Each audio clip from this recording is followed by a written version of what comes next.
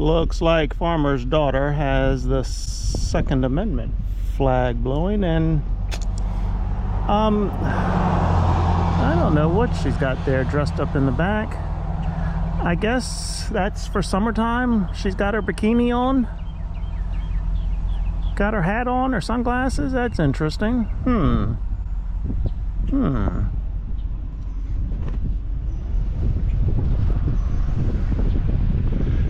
I wonder if she's got any bottoms on, or is it just the tops?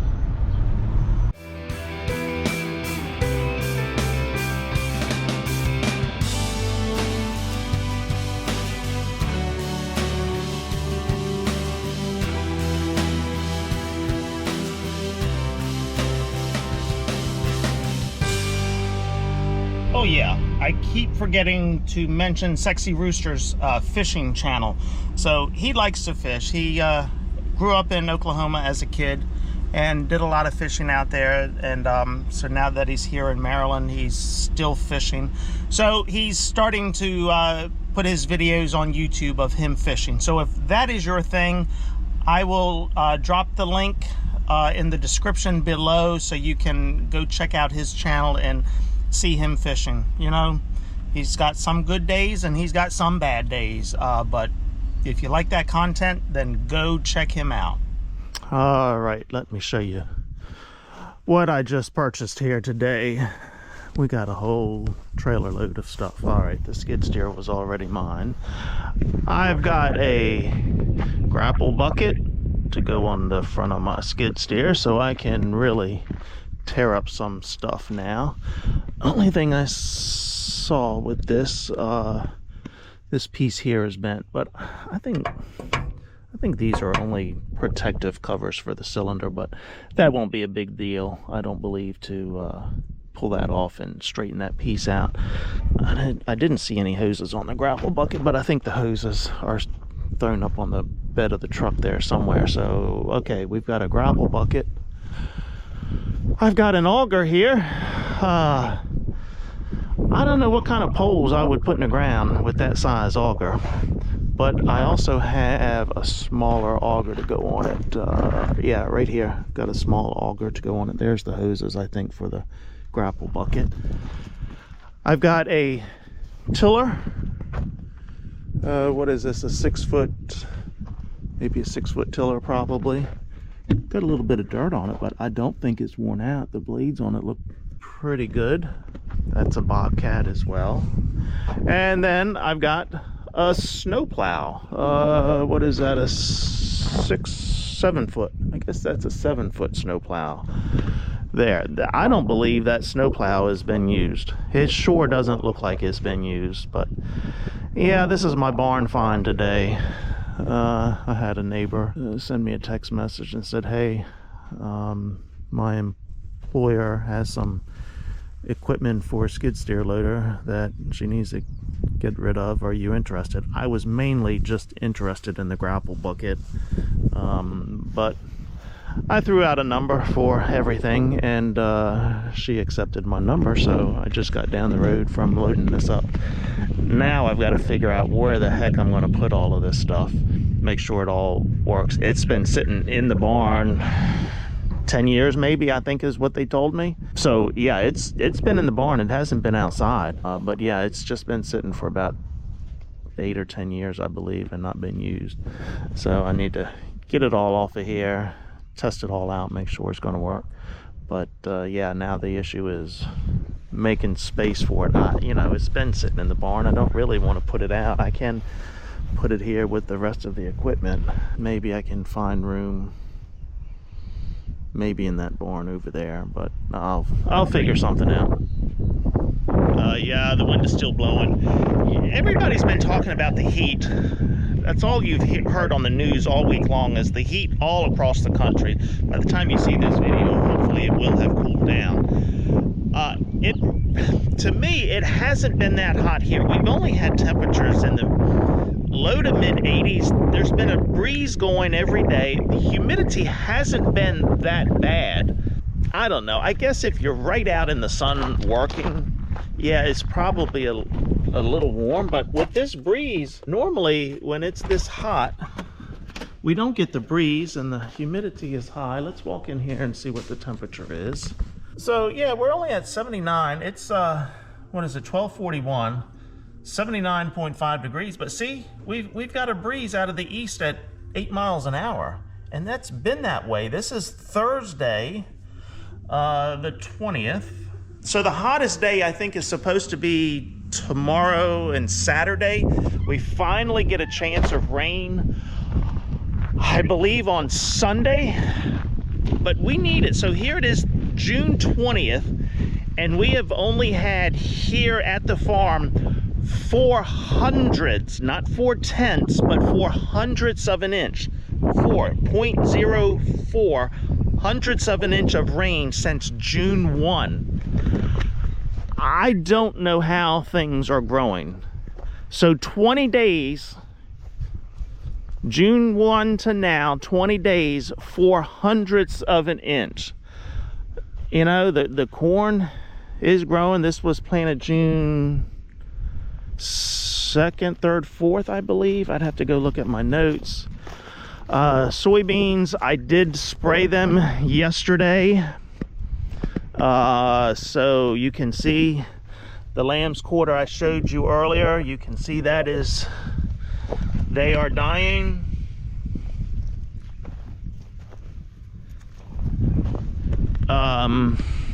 But how these soybeans are growing and surviving, I don't really know. But yeah, that lamb's quarter, it's going to be dead and brown by this time next week. But my God, we do need some rain. Oh my goodness. Corn that is taller, well, even the corn out in front of the farm here, it really hasn't twisted up too bad. I see a little bit of twisting today. It's still growing. I just don't know how with that little bit of rain that we've had here. Unbelievable. So yeah, we need some rain desperately.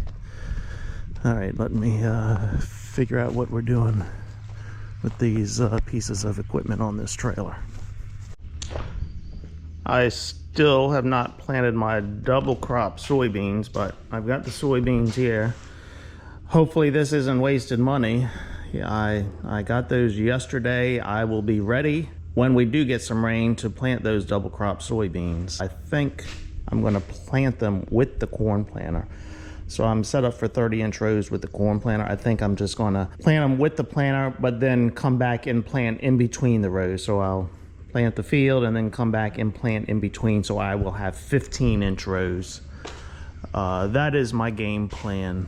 It's going to take a little bit longer, but I should get a better seed penetration. I did clean the soybeans out of the drill yesterday, so I have 2 bags there, 35 bags over there, so that should plant my 31.5 acres of double crop soybeans. But we need the rain first.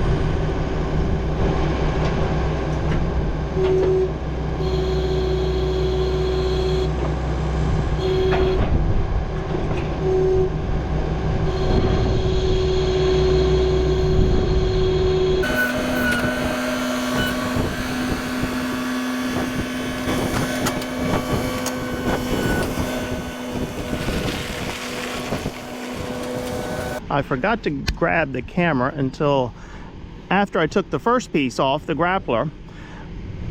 When I came up to grab the second piece, which was the digger, I had nothing on the front end of that skid steer loader, and when I came up this ramp, I almost poo-pooed my pants because the two front wheels came off the ground and it went cockeyed, and I was about to go cockeyed too. So what saved me was the rear end of that skid steer went down and hit the ground there. So I stopped and it came back down. So I had to ease up on here ever so slightly. And you may have still seen the front wheels want to come off the ground as I was coming up there. But, shoo, that was definitely a pucker factor. Okay, well, I'm still trying to figure out some space in the barns to put all of this stuff. So I've never hooked anything up to these hoses, to these outlets here. So let's see if I know how to operate them.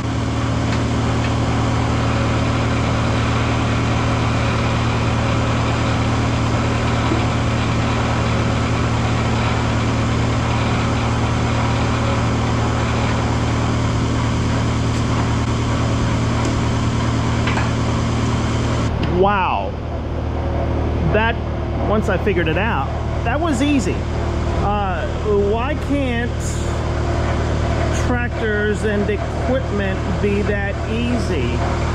So I did read the book yesterday before doing this, and so what you're supposed to do before you hook up anything and before you disconnect is shove these back just to take the pressure off. So there's no pressure on there now, but initially they pop. So shove them back, and wow, it just disconnected that easily. I'm impressed.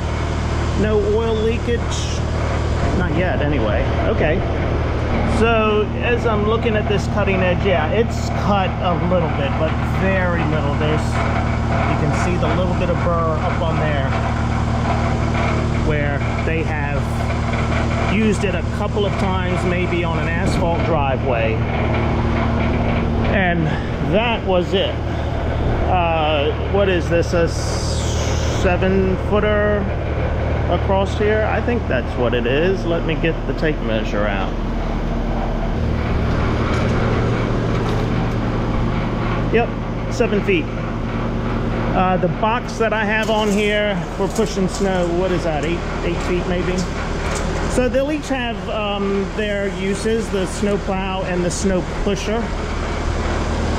I wasn't after the snowplow when I went up there to buy this equipment, but I just made it a part of the package deal, and so here it is. All right, let me unhook that. I know the grappler, there's some hoses missing on there, but I've got some hoses in the back of my truck, so I'll bring that in here to see if I can get that hooked up and working. The two hoses I have go on the tiller out there, so there are no hoses with this, so I'm gonna have to look up some part numbers, I guess, figure out which size hoses these take. So I'll need a set of ends to plug that in, and then for these hoses on the tiller, I'm going to need a set of ends to plug in. Now what I'm wondering on the tiller, and one of you here may be able to help me, I think from what I'm reading in the book is there is a dump line or a return line. So I'm wondering if with that tiller, if I need the return end and not the male and female, but one male or female and then a return end to dump that oil in, because that tiller is only going to turn one way. It's an orbit motor on there, a hydraulic motor on there, turning it one way, so it's got to be able to dump that oil back into the machine without any pressure. That is my assumption. So if you know, leave a comment below. Otherwise, maybe by the time this video gets posted, I will have already found the part numbers and determined what I need for the tiller. And then I was noticing on the hole digger, I'm gonna have to get a hose for that, maybe two hoses. So this hose, there is no end on it, but then it looks like right here maybe it got crimped. See how it's bending there, and there's oil there. So my guess is that hose needs to be replaced, and I'm looking at this hose here, and then of course I'll need an end for it because there's no end. I'm looking at this hose, I'm thinking maybe the same thing happened because I'm seeing oil right here.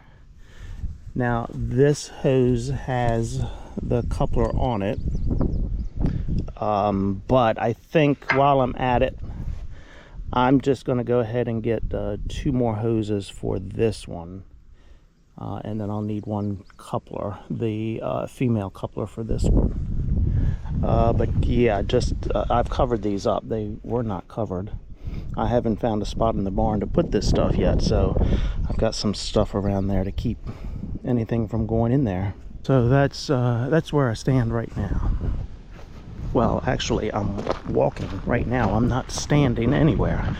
But that is the status of these attachments for my skid steer.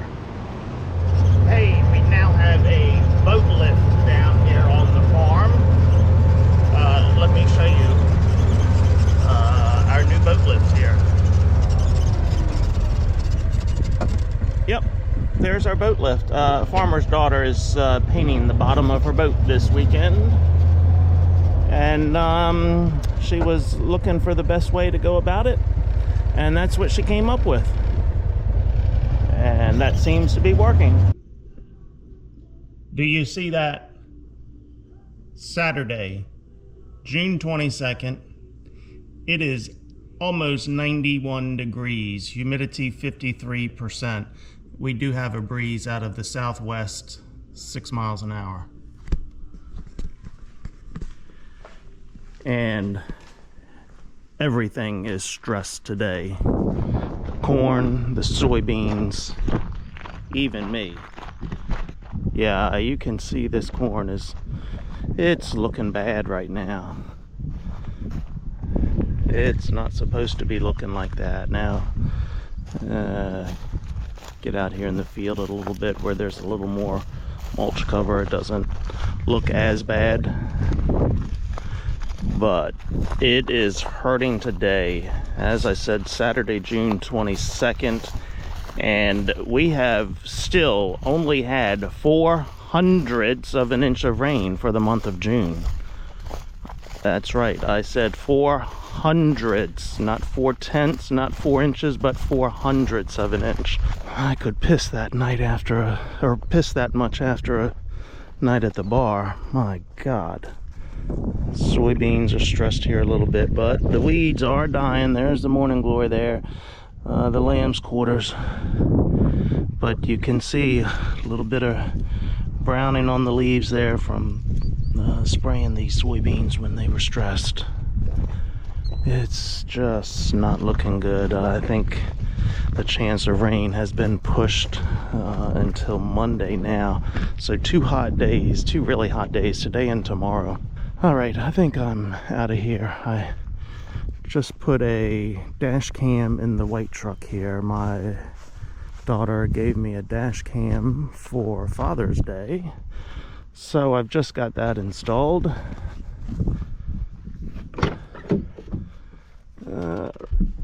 Right there. Yep.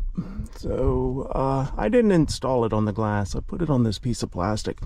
I would like it to be mobile, where I can move it easily from one truck to another, but it doesn't look like it is. I could maybe try some Velcro on here, so a piece of Velcro in each vehicle and a piece of Velcro on here where I just pull it down and take it to the next vehicle and stick it on there.